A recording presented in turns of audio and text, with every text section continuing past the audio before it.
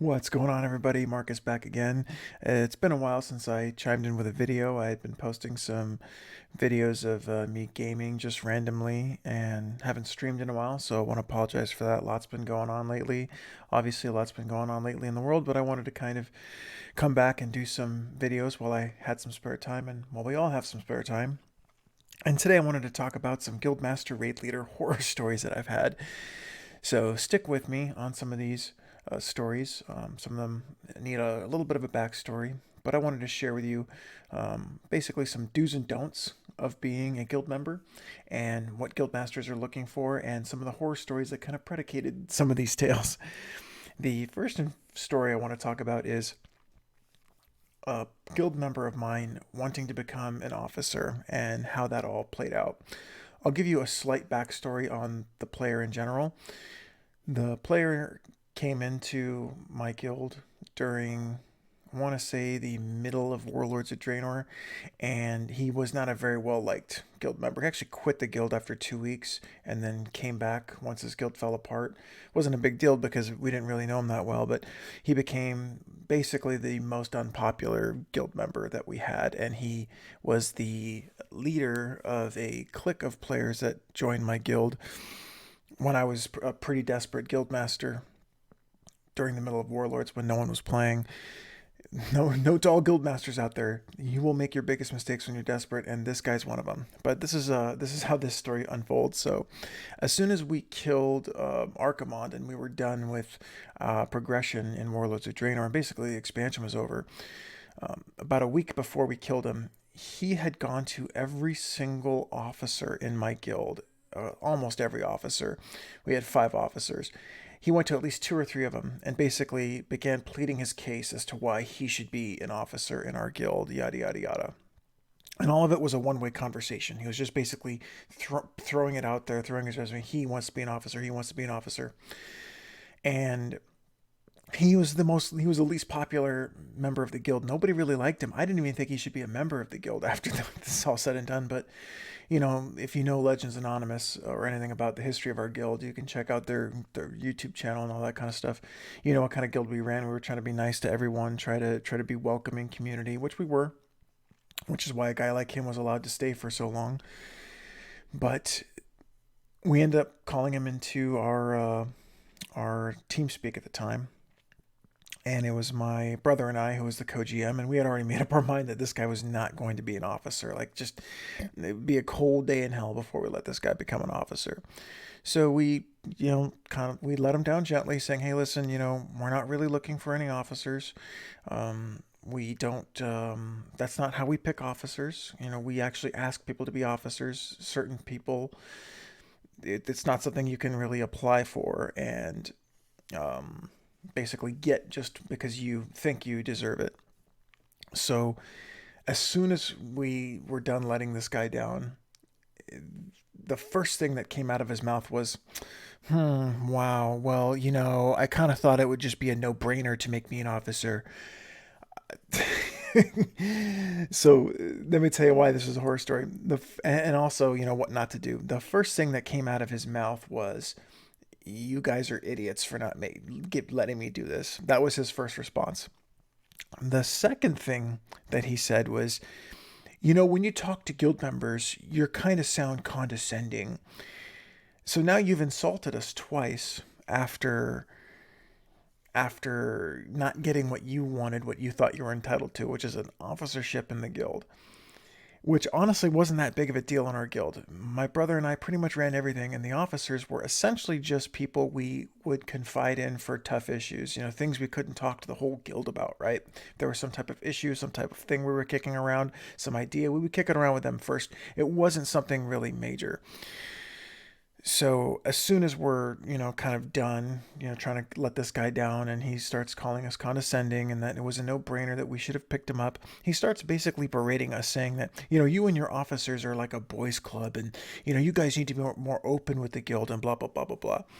So the entire time, my brother is private messaging me saying, don't say anything, because he knew I have a short temper. He knew that I would have just laid into him because I did not get along with him that great. He wasn't a very popular member of the guild, and now he's just insulting us after not getting what he wanted. So we kind of all let it pass, and we just kind of let it pass. A couple months later, he ended up leaving the guild. Well, actually, I kicked him from the guild for being a total asshat.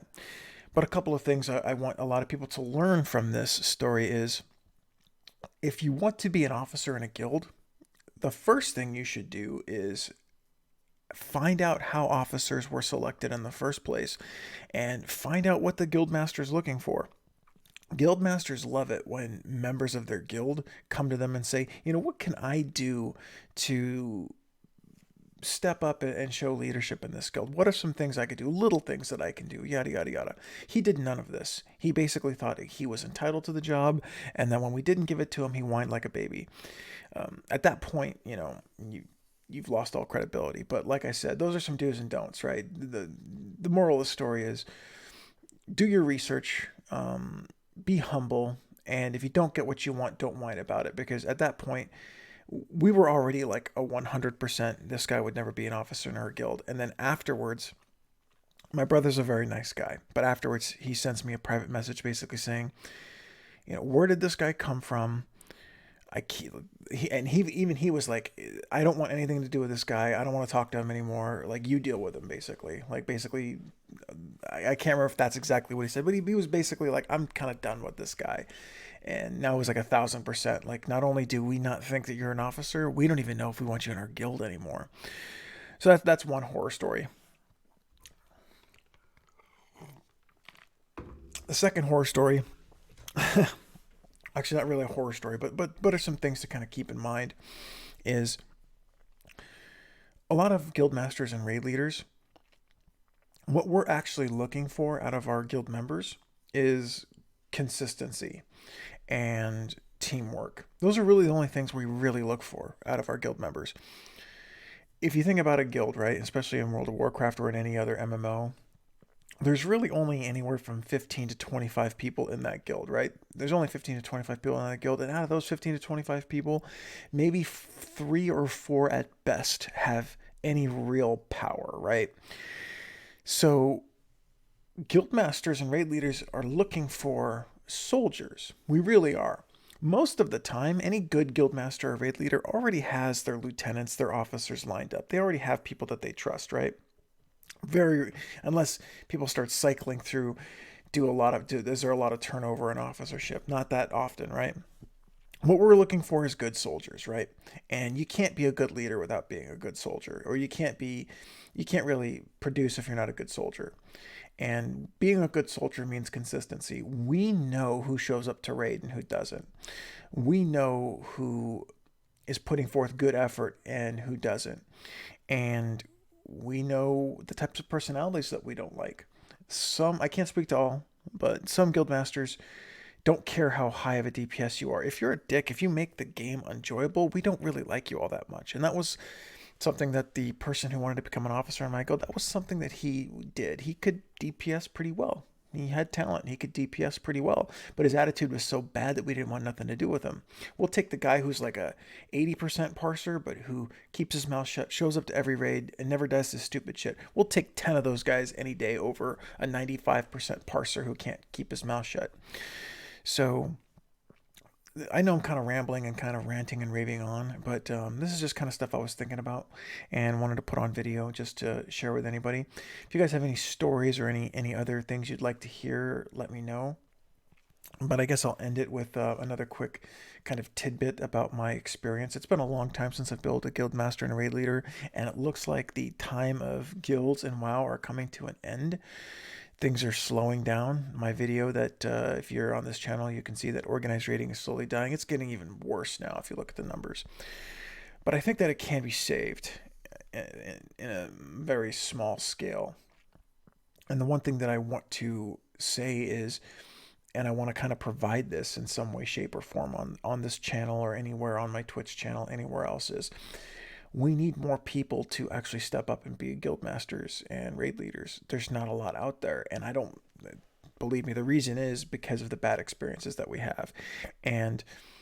But we also we need good foot soldiers, and we need more good people. So that way these type of videos never get made. These horror stories never get made, and that's kind of what I want to close in. And in this day and age, with this coronavirus stuff coming up, not to get sentimental, but I think we kind of need community more now than ever, and I hope that these types of experiences can kind of soften the blow that organized guild raiding has taken over the last probably 10 years. So let's all be good to each other. Let's step up and let's keep the dream alive, whatever that dream may be. So thank you guys for listening to this really corny video, but I appreciate that, man. Take care of yourself, take care of each other, and we'll see you guys next time.